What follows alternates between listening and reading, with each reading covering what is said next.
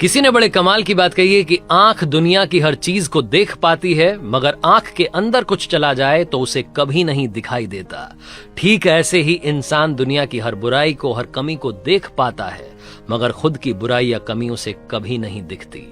Hi guys, मेरा नाम है आरजे कार्तिक। एक छोटी सी कहानी, ये कहानी एक बादशाह की, जिन्हें अपने कुत्ते से, अपने डॉगी से बड़ा प्यार था। वो शाही अंदाज में रहता था। उस राज्य में लोग कहते थे कि काश हम बादशाह के कुत्ते होते तो हमारी जिंदगी थोड़ी ठीक होती।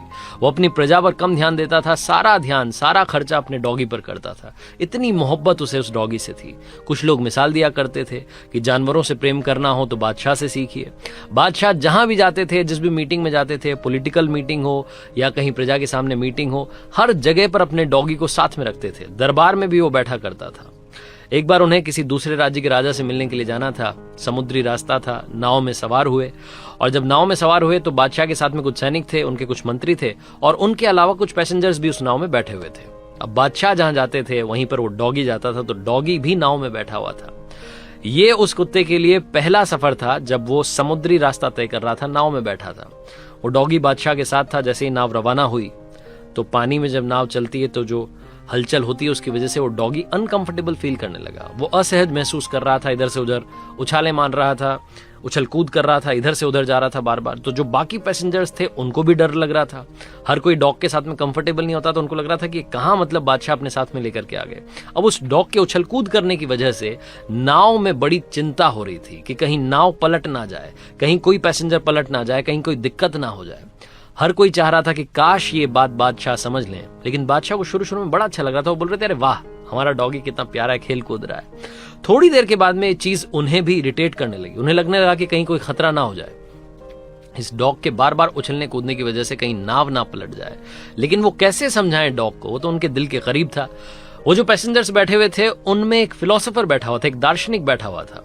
उस फिलोसोफर ने सोचा, हिम्मत की और जाकर के बादशाह के पास गया और बोला कि गुस्ताखी माफ हुजूर, लेकिन हमें कुछ ना कुछ करना होगा, वरना जो आपका प्यारा डॉगी, आपका प्यारा कुत्ता है, ये हम सबको मुसीबत में डाल देगा, ये नाव पलट जाएगी। बादशाह ने कहा कि ठीक है, आप क्या करना चाहते हैं, आपको जो समझ में आ रहा है आप कर लीजिए, मेरी तरफ से आपको इजाजत है। वो दार्शनिक गया अपने पैसेंजर्स के पास में, जो उसके साथी बैठे हुए थे, उनको जाकर के बोला, 2 लोगों को क्या हो, मेरे साथ एक काम करना है। उन तीनों ने मिलकर के उस डॉग को पकड़ा और समुद्र में फेंक दिया।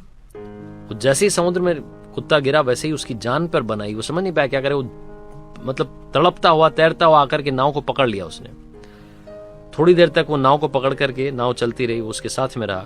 उसके बाद में दार्शनिक जो था, फिलोसोफर जो था, उसने अपने साथियों से कहा कि भाई काम करते हैं, इसको वापस उठा करके नाव में ले आते हैं। वापस से उन तीनों ने मिलकर के उस डॉग को उठाया और नाव में बैठा दिया। वो जो शाही डॉग था, जो कि बादशाह का बड़ा प्यारा था, जो उछल कूद रहा था, वो चुपचाप से नाव में जाकर के कोने में बैठ गया। बादशाह को समझ नहीं आया, पैसेंजर्स को समझ नहीं आया कि क्या हो गया। अचानक से इसकी उछल कूद बंद हो गई। तो बादशाह ने पूछा उस दार्शनिक से, फिलोसोफर से, कि क्या किया, जो इतना उछल कूद रहा था वो अचानक से पालतू बकरी बन गया है। तो फिलोसोफर ने कहा कि बादशाह, बड़ी सिंपल सी बात है, जिंदगी में जब तक खुद पर कोई विपत्ति नहीं आती, खुद पर कोई प्रॉब्लम नहीं आती, तब तक हमें दूसरे की प्रॉब्लम, दूसरे की सिचुएशन समझ नहीं आती है। जब खुद की जान पर बनाती है तो हम दूसरे की सिचुएशन अपने आप समझ जाते हैं। सामने वाले की जिंदगी में क्या चल रहा है, किन वजहों से चल रहा है, आप और हम कुछ नहीं जानते। सामने वाले की जिंदगी पर कमेंट करने से पहले 10 बार 12 बार सोचिएगा। ये कहना बड़ा आसान होता है कि लास्ट बॉल पर 6 लग सकता था, लेकिन मैदान में जाकर के उस गेंद का सामना करना, जो 150 किलोमीटर पर आवर की स्पीड से आती है, वो एक अलग कहानी होती है। तो इसलिए कोशिश कीजिएगा कि आप दूसरों पर कुछ कहने से बचें, अपनी सिचुएशन को, अपनी लाइफ को अच्छी करने की कोशिश करें। ये छोटी सी कहानी बस यही बात सिखाती है। और याद रखिए कि कमी देखनी है, बुराई देखनी है, तो सबसे पहले अपनी देखिए, उसे ठीक कीजिए, उसके बाद दुनिया के बारे में कुछ कहना शुरू कीजिए। आरजे कार्तिक जाते आते बस यही कहेगा जो हर बार कहता है, कर दिखाओ कुछ ऐसा कि दुनिया करना चाहे आपके जैसा।